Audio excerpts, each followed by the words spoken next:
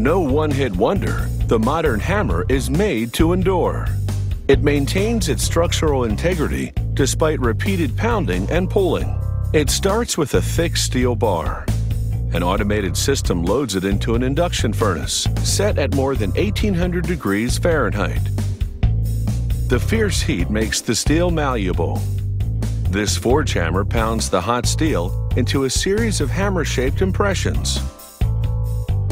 Then it's into a punch cutter which trims the ragged edges of the forged steel. The cutoffs go into a bin for recycling. A worker sandwiches the newly trimmed shape in a press that fine-tunes the shape. The hammers cool down on this revolving rack. Then they load the hammers into a tumbler along with tiny bits of steel. So tiny they're hard to see, but their impact will be very noticeable. As they toss about, the bits rub off scale and debris on the hammers for an impressive cleanup. They then clamp the hammer in a device that spins it against abrasive belts to contour the striking head. These belts also bevel the hammer's head.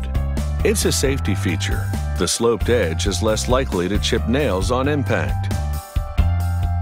Now, this jagged cutting wheel carves ridges into the hammer's head. The device repositions the hammer so the wheel can cut it in a different direction to create a grid. This surface is less likely to slip off nails on impact.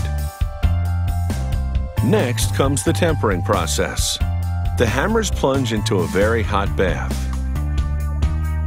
Then they dip them in quenching oil, which cools the metal so quickly it hardens. Now it's time for another polish. This one makes the steel gleam. It's the finishing touch.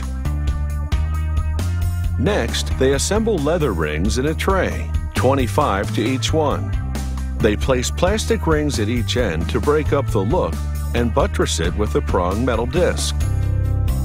They slide the tray into a compartment and insert the end of the hammer in the rings.